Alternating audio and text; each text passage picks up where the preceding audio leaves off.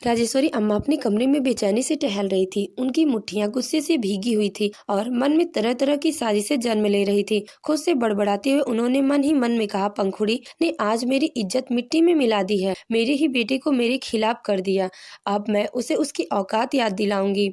अगली सुबह घर में माहौल कुछ अलग सा था। पंखुड़ी ने हमेशा की तरह सुबह जल्दी उठकर पूरे घर की सफाई की, चाय बनाई और रसोई का काम संभाल लिया। राजेश्वरी अम्मा ने ठान लिया था कि अब वह पंखुड़ी को और नहीं सहन करेगी।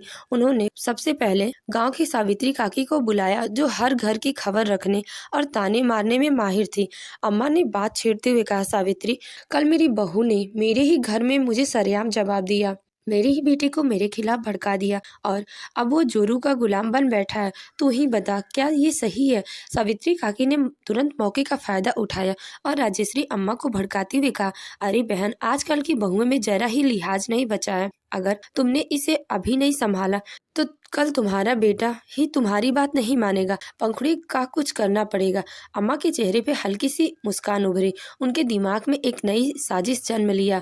अगले दिन राजेश के ऑफिस जाने के बाद अम्मा ने पंखुड़ी को आवाज लगाई, पंखुड़ी जरा मेरे कमरे में आओ। पंखुड़ी सतर्क हो गई और संभलते हुए उनके कमरे में गई। अम्मा ने प्यार भरी आवाज में कहा, बहू, मैं सोच रही हूँ कि आप सब कुछ ठीक कर लेना चाहिए। हमारे बीच जो भी गलतफहमियां हैं उन्हें मिटाकर एक नई शुरुआत करें।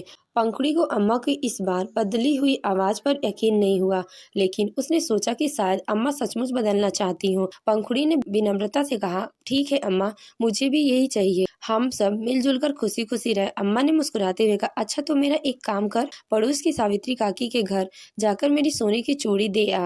वो शादी में पहनने के लिए मांग रही थी। मैं उन्हें पहले ही देने का वादा कर चुकी हूँ। पंखुड़ी ने बिना कुछ सोचे समझे हामी भर दी और चूड़ियां लेकर सावित्री काकी के घर चली गई। जब पंखुड़ी सावित्री काकी के घर से चूड़ी देकर लौटी तो उसने राजेश्वरी अम्मा की तेज तेज रोने की आवाज सुनी। वह घबराते हुए तुरंत अंदर भागी। जैसे ही वह बरामदे में पहुंची, उसने देखा कि अम्मा जोर जोर से रो रही थी और राजेश गुस्से में उसकी ओर घूर रहा था। अम्मा ने चिल्लाते हुए कहा, तूने मेरी चूड़ियां क्यों चुराई? हिम्मत कैसी की?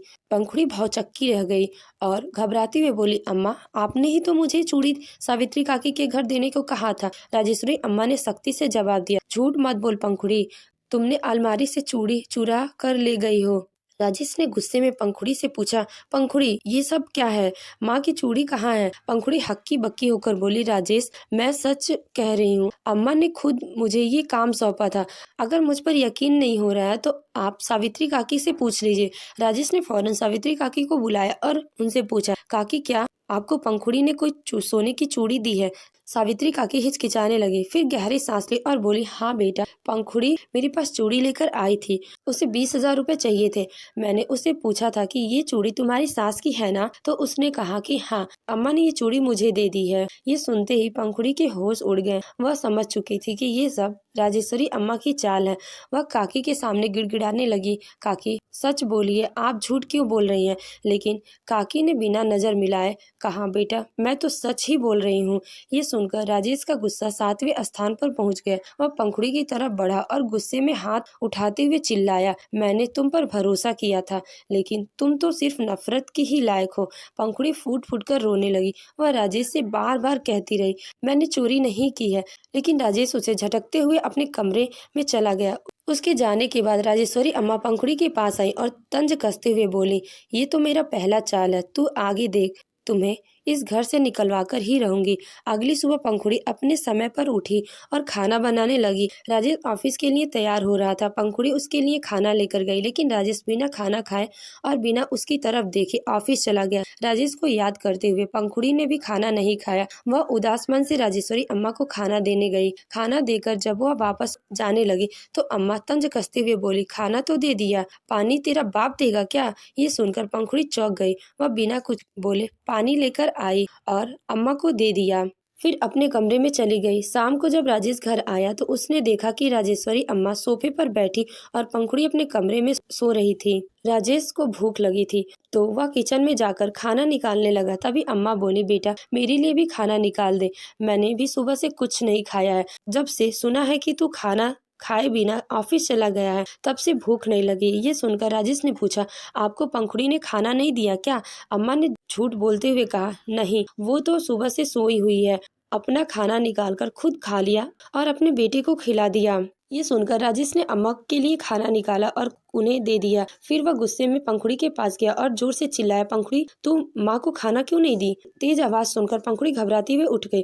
वह डर से पसीने से भीग चुकी थी। अपना माथा पोंछते हुए उसने कहा, मैंने तो अम्मा को खाना दे दिया और उन्होंने खाया भी था। ये सुनकर राजेश गुस्से में आग बबूला हो गया और बोला, तो माँ क्यों झूठ बोल रही है? पंखुड़ी समझ चुकी थी कि यह अम्मा की नई चाल है। वह चुप रही। राजेश ने गुस्से में कहा, तुम कुछ दिनों के लिए अपने मायके चले जाओ, शायद तभी तुम्हारा दिमाग ठीक होगा। ये सुनकर पंखुड़ी ने राजेश की ओर देखा और शांत स्वर में बोली, राजेश मैंने कुछ भी गलत नहीं किया है। मैंने खाना आदित्य के लिए निकाला था और उसे ही खिलाया था। लेकिन अगर आप मुझसे मायके भेजना चाहते हैं तो ठीक है, मैं चली जाऊंगी। ये सुनते ही अम्मा बीच में बोल पड़ी, नहीं, ये मायके नहीं जाएगी। अगर ये चली गई तो घर के काम कौन करेगा? राजेश ने जवाब दिया, छोटी बहू रेखा को कुछ महीनों के लिए बुला लीजिए। ये सुनकर अम्मा थोड़ी चुप रही और फिर बोली, ठीक है। अगली सुबह पंखुड़ी अपने मायके चली गई। इधर राजेश्वरी अम्मा ने छोटी बहू रेखा को फोन किया और बोली, बेटा कुछ महीनों के लिए घर आ जा। पंखुड़ी अपने मायके गई है। ये सुनकर रेखा बोली, माँ मैं नहीं आ पाऊंगी, मेरे बेटे राहुल की पढ़ाई चल रही है, तो मैं कैसे आ जाऊं?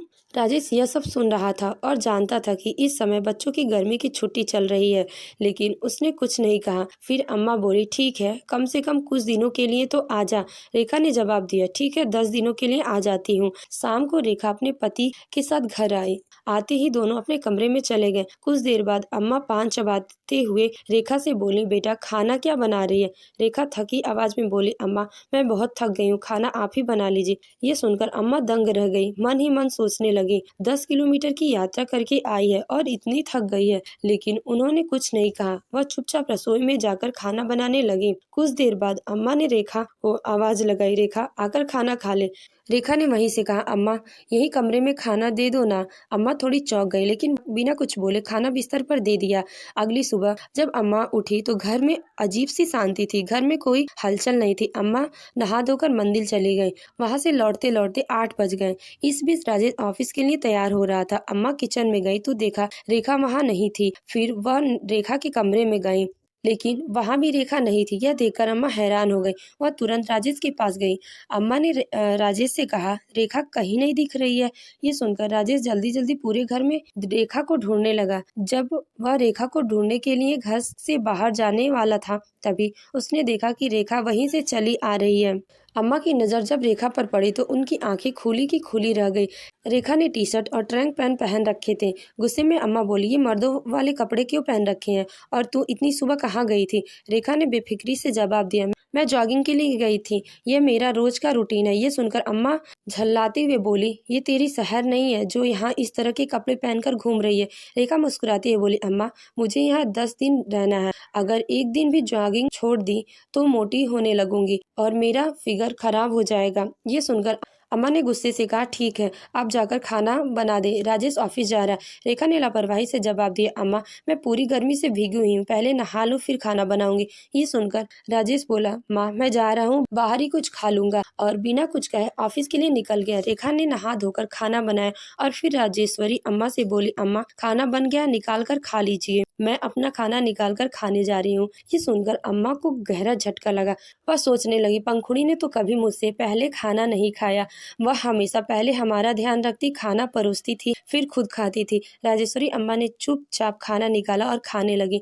5 दिनों तक यही सिलसिला चलता रहा। सुबह देर से खाना बनाती, इसीलिए राजेश बिना नाश्ता किए ऑफिस चला जाता। इधर सही से खाना न मिलने की वजह से अम्मा भी कमजोर हो गई थी। 7वें दिन राजेश के ऑफिस जाने के बाद अचानक राजेश्वरी अम्मा को तेज बुखार हो गया। वह अपने कमरे में लेटी हुई थी। रेखा ने रोज की तरह, अम्मा खाना बन गया, निकाल कर खा लीजिए। अम्मा ने कमजोर आवाज में कहा, रेखा बेटा मुझे बुखार है, आकर थोड़ा दवा दे दो। यह सुनकर रेखा ने लापरवाही से जवाब दिया, अम्मा दवा आपके बगल में रखी है, ले लीजिए, मैं खाना खा रही हूँ। अम्मा ने बगल की दवा ढूंढने की कोशिश की, लेकिन दवा नहीं मिली। वह मन ही मन सोचने लगी, जब मुझे हल्की सी भी तबीयत खराब होती थी तो पंखुड़ी मेरा कितना ख्याल रखती थी, लेकिन मैंने हमेशा उसे नीचा दिखाया। शाम को जब राजेश घर आया तो उसने देखा कि अम्मा बिस्तर पर लेटी हुई हैं और उनका सिर तेजी से बुखार से जल रहा है।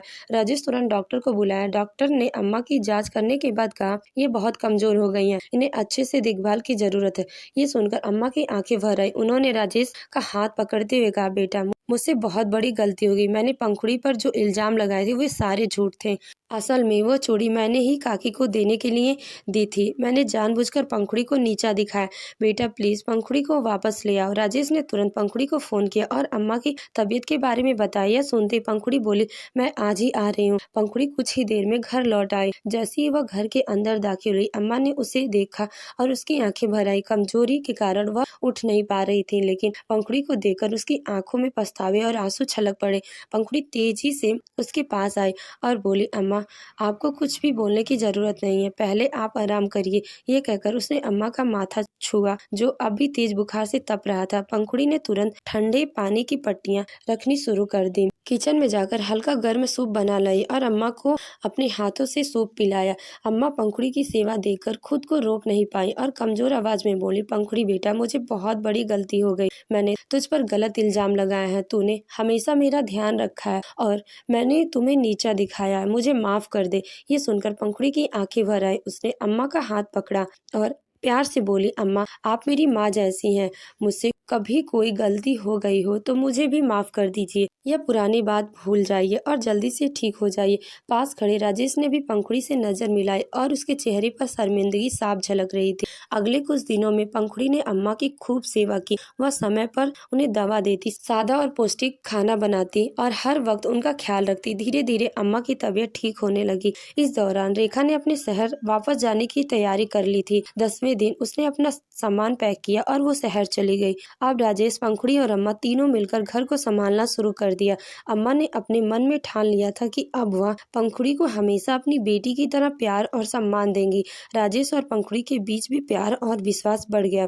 तो दोस्तों, आपको ये कहानी कैसी लगी कमेंट करके हमें जरूर बताइए। अगर आपको कहानी का पहला भाग चाहिए तो कमेंट करें। अगर आपको हमारी ये कहानी पसंद आई हो तो वीडियो को लाइक करें और शेयर करें और हमारे चैनल को सब्सक्राइब करना ना भूलें। धन्यवाद।